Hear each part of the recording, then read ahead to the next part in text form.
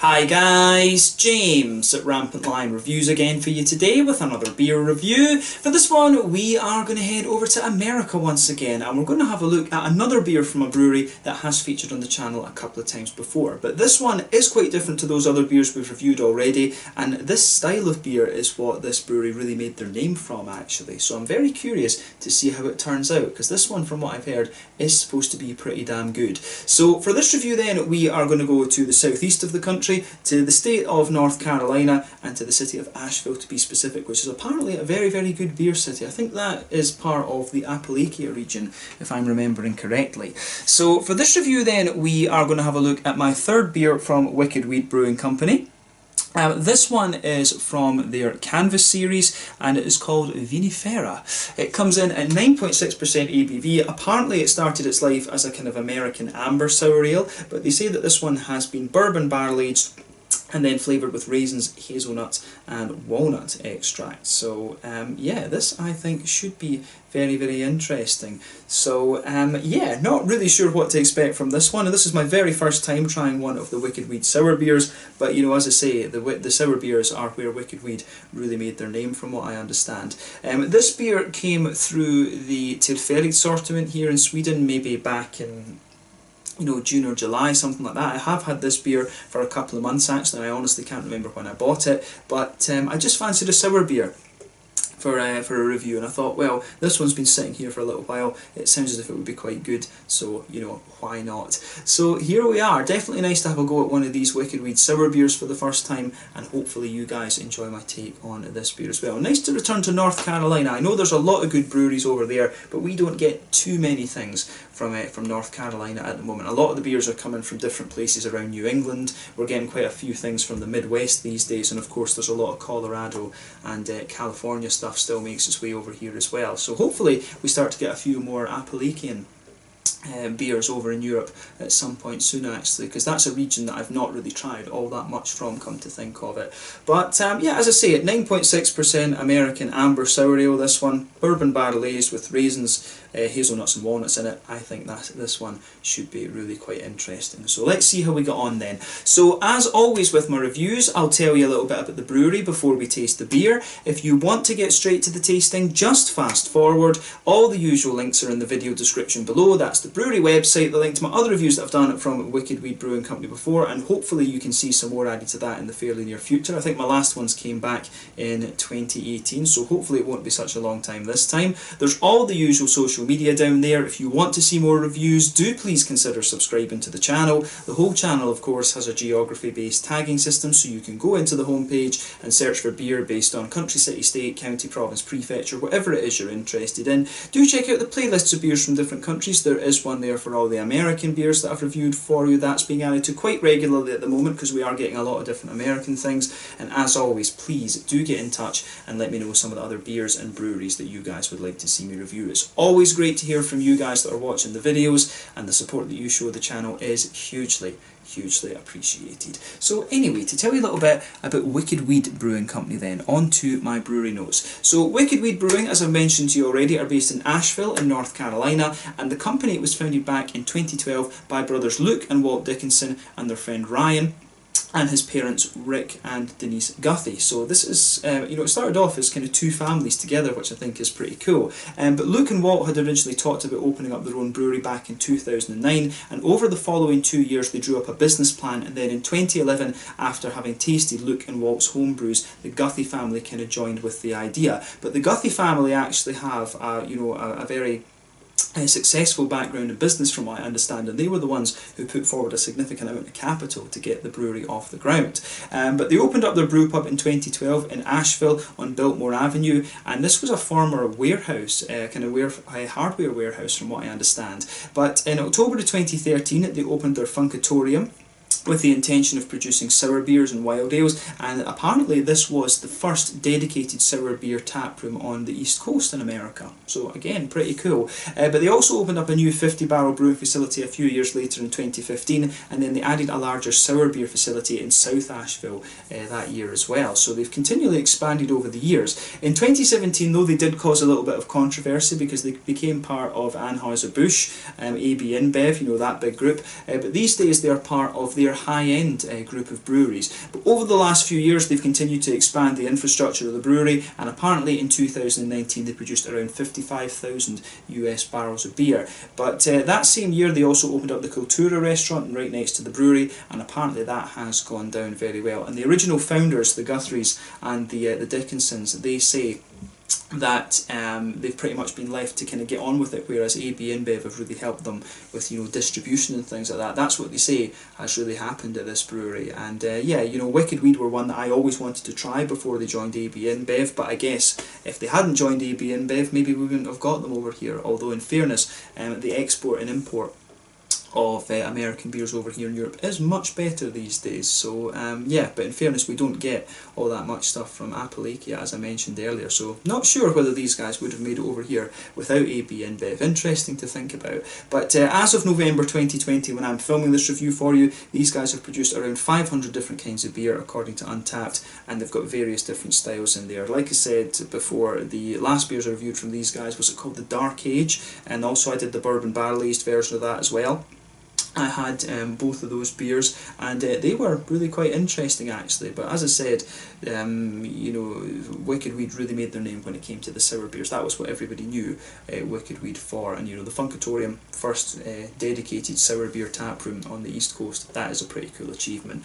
But yeah, that's all I can really tell you about Wicked Weed Brewing Company for the moment. If you want to learn more about these guys, you can check out the links in the description below. Oddly enough, this brewery does not have its own website. When you click on the website link, it takes you straight to their Instagram, so I don't know what's happened to the website. Maybe they're not allowed to have one as part of AB InBev, I'm really not sure about that. But yeah, it takes you straight to their Instagram page, so you can check out their social media to keep up to date with all the latest goings on. I think they've got a Facebook and an Instagram, and of course you can check out the Rate Beer, Untappd and Beer Advocate pages to learn more about all the different beers that they've done. So yeah, let's get on and actually have a taste of this beer then. So as you can see, it has a really nice bottle. I have to say this is definitely one of the quirkier bottles that I've come across. There you can see the label art. This is quite different compared to the other ones that we had from Wicked Weed, but it does have the classic Wicked Weed symbol there on the back. But yeah, you can see this one is part of their Canvas series, as I mentioned earlier. It's got this lovely little top label. The bottle cap on this one is quite interesting as well. There you can see the big wooden vats in there. But it says on the back here, Vinifera began as an amber sour ale. Extended aging in bourbon casks contributes to a nuanced balance, which is enhanced at finishing by the addition of walnut extract, hazelnut extract, and red and golden raisins, reminiscent of and inspired by the Amontillado sherries of Spain. So yeah, this I think should be pretty cool. My gran always used to drink sherry actually, and it was something I have to admit I did actually quite like sherry. I always liked port as well, but yeah, sherry and port were always something that I quite enjoyed. Let's see if we can get this guy off. Oh no, it is going to take a little bit more than this. That's one of the things I don't like. I don't like it when they use the non-standard size bottle caps. It's always a pain. But we've got a cork in this one, so we'll get that out as well. Always good to have a cork for sour beer, of course. Let's just get this in. Maybe I should have opened this beer up before we started off the video, but anyway, doesn't matter. But yeah, you know, it's quite interesting to try the American sour beers. There's a few breweries that I really would like to try a few more things from that we don't see all that often over here in Europe. So like the Black Project from Colorado is one I've heard very good things about. And we do get their beers in Copenhagen, but you know, they are, to be honest with you, they are very expensive for, you know, what they are, I would say. But that's just the import fees and, you know, Danish taxes and things like that. So yeah, the American sour beers over here in Europe, you won't see too many of them imported just because of the sheer, you know, cost and things like that of them. But yeah, let's see if we can get the rest. Ooh, that wasn't such a good idea, just snapped straight off. That was clever. See if we can get the rest of this out. Oh, some of these corks, they just make a little bit too long, you know.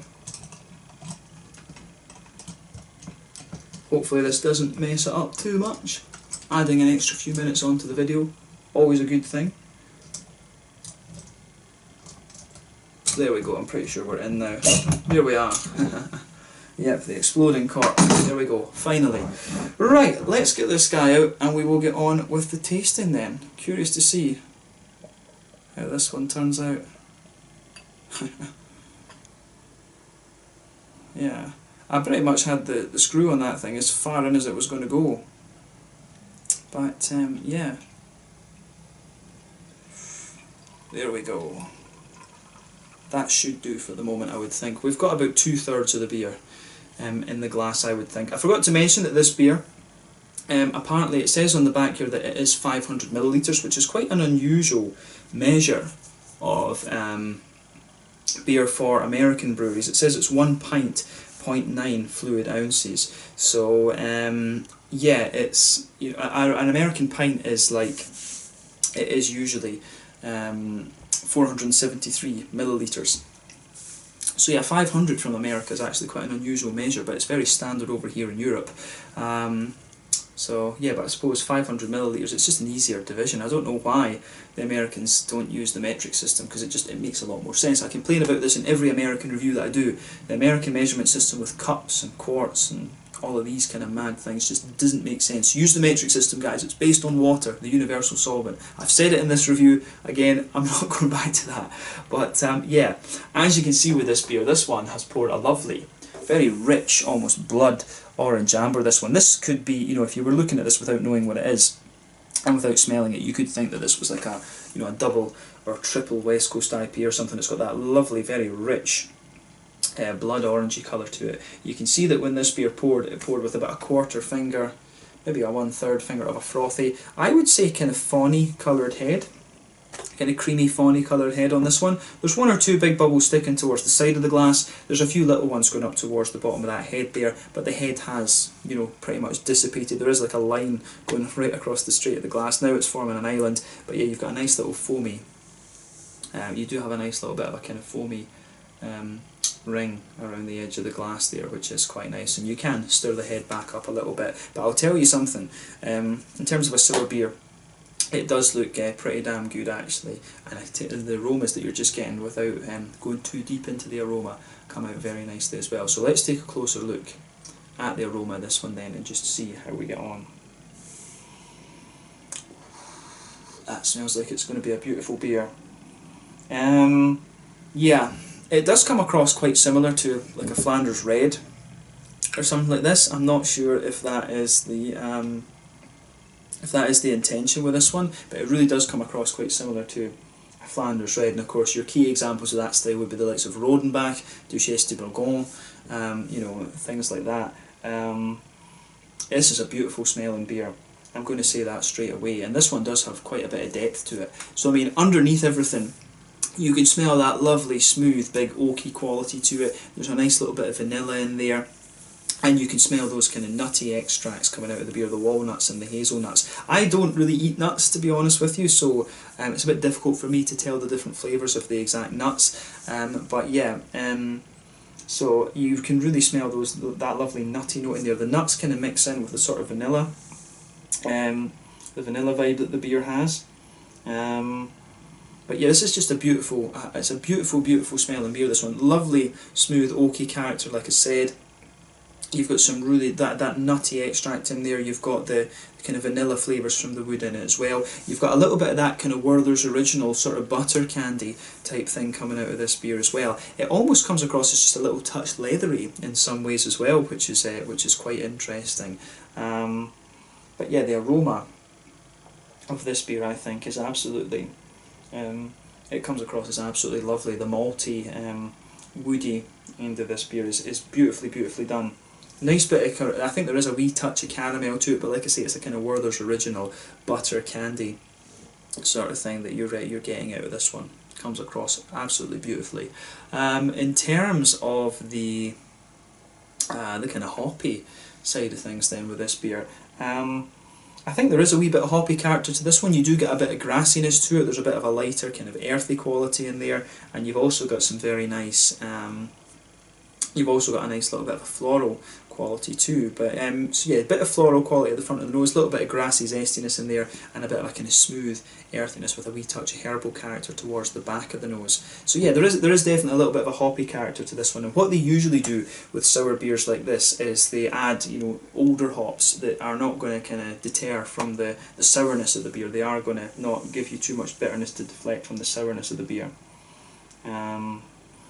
So yeah, the fruity side of this beer, I think, is very, very nice actually. So it's got a lovely juiciness to it. It has a lovely, lovely juiciness to it.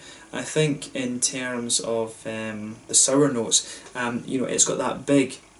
The sour notes, I think, for me, they're coming in like very sharp and cherryish. You've got a good little bit of cherry to this one, but the sultanas and raisins that are in here come across really, really, really nicely. I mean, I'm guessing that's what they say, golden raisins. Golden raisins to me are sultanas. So yeah, I guess I didn't know if the Americans call them golden raisins, but I would call them sultanas. But yeah, that kind of goldeny, that sort of raisiny note in there, that's where the tartness of this beer comes out. You've definitely got a few other things in there, you know, like figgy notes, for example. I get a wee bit of a kind of peary, apple-y sort of ester out of this beer as well, actually, which is really nice. So yeah, nice juicy figs, good little bit of kind of cherry note in this one, maybe a juicy plum as well, in fairness. And you've got some really nice, you do have some very, very nice sort of,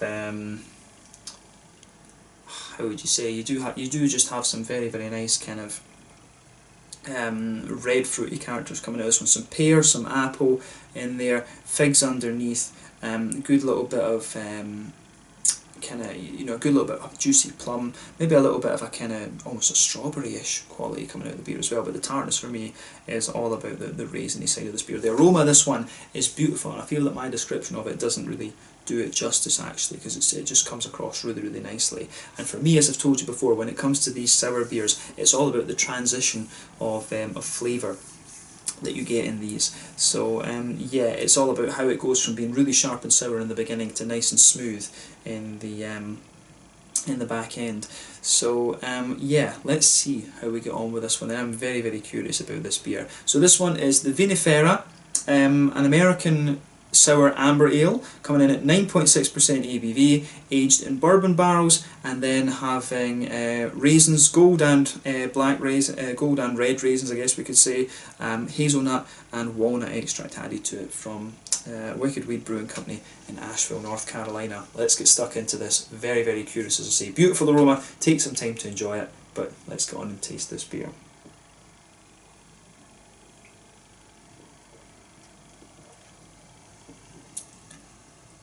Ooh. That beer does have a little bit of bite to it in the beginning, but as I always say, never judge a sour beer by its first sip, but it's always an experience in itself.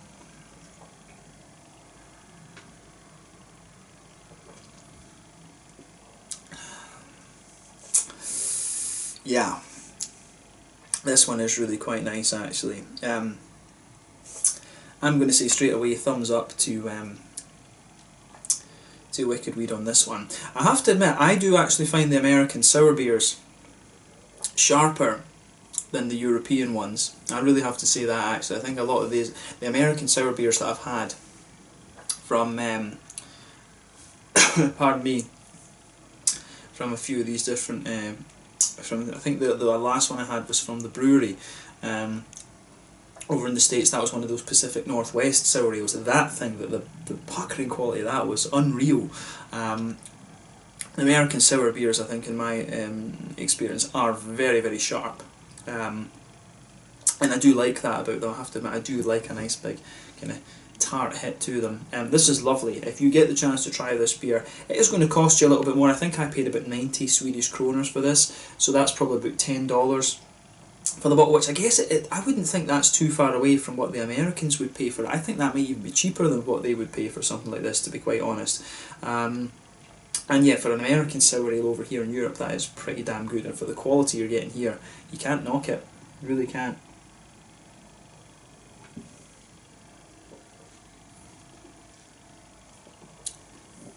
Although there's something in my head now that's telling me, I might have told you lies there, this beer could have been like 120 or 130 kroner, which to be honest sounds a little bit more realistic for one, an import, and two, a sour beer. So maybe that's Maybe I have told you lies there, and if I have, I apologise.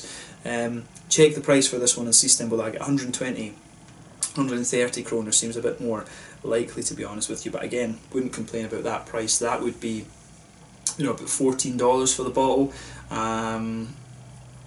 You know, about £10, something like that, maybe.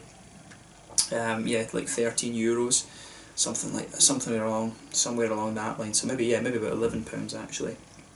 But it's a beautiful beer, definitely, no doubt in my mind about that.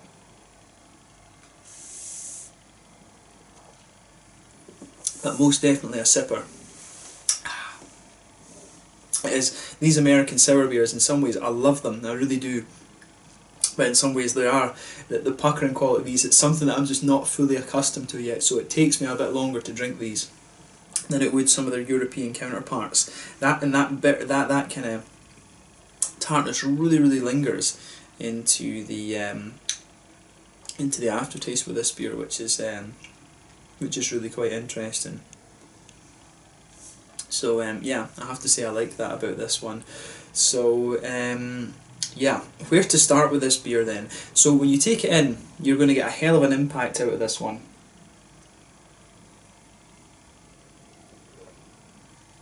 So when you take this one in, you get all those big kind of tanniny notes coming out of the beer. You get that big puckering sharpness in there. It comes across, I think, probably because of the booziness in this beer as well. At 9.6%, this is a heavy sour, this one. But when you take this beer in, you get a hell of a kind of sharp hit at the top there, and it's quite difficult to determine exactly what fruit it's coming from, but I guess it will be the raisins that are going to give you most of the tartness out of this, as well as the yeast, of course.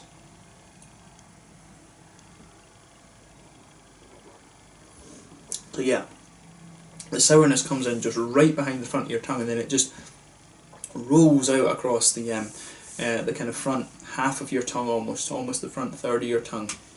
And then as the front third of your tongue just juicens up a little bit, you start to get more of those fruity complexities out of it. So yeah, it's the raisins, I think, and a bit of the kind of appley note in this beer that really give you that big puckering sharpness in the beginning, but it's almost a little bit more citricy as well, which I think is really nice. Yeah, the fruity side of this beer is awesome, but we will come back to that a little bit later on. I always find with sour beers you have to talk about the impact a little bit when you take the beer in. But yeah, middle third of your palate and back third of your palate, it's that smooth, slick, oaky quality all the way there. In the back third of your palate, the oakiness kind of smoothens out a little bit, but in that middle third of your palate, I think that's really where you get the complexity out of this beer. So on the front, towards the kind of border region between the front third and middle third of your tongue, that's where you get the nice kind of vanilla notes coming out of the beer, and again you can feel that nutty quality infused into that, and sitting on top of the wood, you know, as you kind of go just if you go to the just inside of the front corners of your palate a little bit and then go back, you really get some very nice nutty qualities coming out of the beer. I really like how this. I really like how that goes together.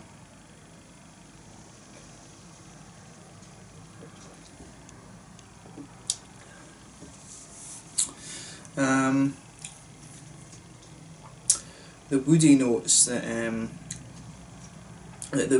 are in this beer are lovely, and the way that the nutty quality just infuses into that, I think, is very nice. It does, the nuttiness actually does spread back quite a little bit on the palate, but the slickness of the wood here, I think, is as I say, very nice. In the middle of your palate, you've almost got just like a kind of, almost like an oily layer there, and it's that Werther's Original type quality that comes out of this beer, that kind of butter candy Werther's Original type thing, and that sits in the middle of your palate and gives you some sweetness. That kind of helps cover up some of the booziness of the beer. But yeah, the malty kind of middle of your palate here, I think, is quite straightforward in this one, but again, it comes across really nicely. Very smooth, very slick and woody. Then you've got the nutty notes and the vanilla just in the border region behind the fruity part of the beer. But yeah, I really like how this one goes together. I mean, for me, I've always found that beers, the kind of sour beers, are a little bit less complex in their flavour profiles for me than, you know, regular ales and stuff like this. But for me, the the sour beers are all about the transition of flavour, and this one really does it very, very well. It's definitely one of the more kind of boozy sour beers that I've had. So yeah, I love how this goes together actually. Really is very nice. A little bit of sediment on the bottom of the bottle there, but you can see the beer has. I think the colour of the beer is just about the same, to be honest with you. But yeah, the backbone of this beer I think is very, very nice.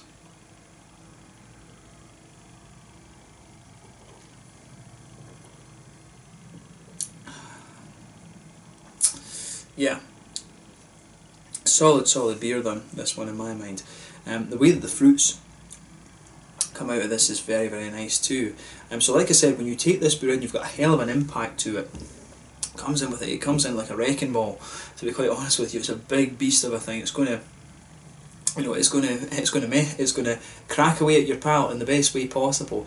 But yeah, lovely big puckering note in there from the raisins, from the and very citric as well. But when this beer starts to open up a little bit on the fruity side of things, let's kind of break it down. So if you go towards the back of that kind of front third of your palate, you do get a nice kind of juicy, almost cherry sort of plummy quality out of the beer. You get the more juicy kind of red raisins at the back of the palate, and then as you move further forward, the flavour starts to evolve a little bit. You do get some kind of juicy figgy notes, I think, sitting underneath it, but on the top layer of the fruits, you do get more of the kind of sultana type notes, or the golden raisins as the Americans apparently would call it. So you do start to get a little bit more of that, and you get a wee bit of a kind of peary ester out of this one as you reach the kind of front tip of the tongue as well. But underneath, I think there's a bit of a slightly more strong and oily, appley quality to this one actually. So yeah, there's quite a few interesting things going on with the fruit in this beer as well.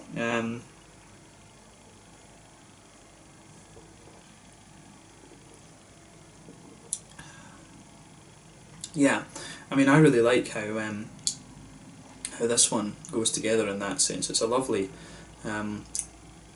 it's just a lovely beer actually. It's just really well executed. I mean, at 9.6%, this beer has a hell of a kick to it, but I think it doesn't hide its alcohol, but it sort of deals with it very well. I think that's the most fitting description that we could give of this one. But I'm just going to say thumbs up to Wicked Weed for this one. If they can produce good beers like this, in fairness, who cares who they're owned by? If they're producing beers like this, I think that's pretty fair enough. That is fair enough, to be quite honest with you. I think they've acquitted themselves more than adequately with this, and I certainly like it. It does in some ways come across as a sort of Flanders red. I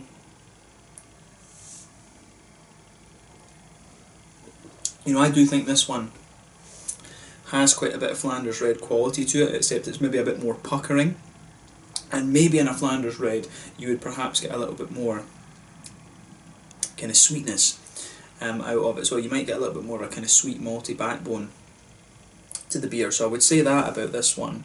For sure. So yeah, the flavour of this beer is just lovely. And like I said to you, I don't find the sour beers to be the most complex of things. And this one does have a nice depth to its flavour, and it sort of resonates very well. But again, for me, it's all about how the flavours blend together and how it makes that transition. That's what really makes a sour beer stand out to me. And this one just does all of that very well. So yeah, if you get the chance to try this one, or I would be curious to see what other ones they've got in this in the Canvas series on the back of this one. And if you do get a chance to try some of these Wicked Weed beers, do certainly have a go at them. I've been very impressed with this. So yeah, let's look at the mouthfeel of this one then to round off the review.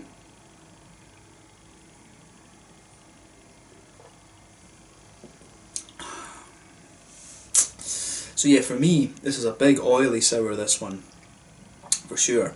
To be honest, when it's 9.6%, you would probably expect that, to be quite frank. So yeah, big 9.6% sour beer, this one. It's quite a full-bodied beer, I think that's definitely fair to say. The carbonation does have a wee bit of crispness in the beginning, but other than that, it really smoothens out the beer, just gives you a big oily mouthfeel rather than anything else. In terms of IBUs, I think you'd be looking about 10 for this one at maximum. There is a little bit of hoppy presence in this beer. There is just a little, there is a wee bit of touch of hoppiness and beer. As I say, in the back corners of the palate you get a little bit of earthiness. You get a wee bit of herbal quality there, and as you reach the front corners of the palate, touch floral and aromatic and a bit lighter and grassy, as I mentioned. So yeah, it does have just a little touch of hoppy bitterness, but on the fruity side of things, like I say, when you take this beer in, it's got a real kind of puckering sharpness to it, which is very nice, and then you start to get the juicier elements out of this beer as well. I think the apple and the raisins are giving you most of the kind of tartness to the beer, but the other fruits, the plums, the figgy notes, and the pears come across as a little bit more light and juicy, if that makes sense. You do the sultanas, the gold raisins, I think would really come across as a little bit. They come across as a little bit more juicy in that sense as well. But just overall, this is a lovely beer, and I'm very glad that I got to try this. So I've got no regrets over this one, and I would be curious to try a few of the other sour beers from Wicked Weed as well, because before this I'd only had Imperial Stouts. So I have to say, very impressed with this one, and thumbs up to Wicked Weed for this beer. Highly recommended, highly recommended. If you like Flanders Reds, I think you will enjoy this one, but it's a little bit sharper than that, not quite as sweet, I would say.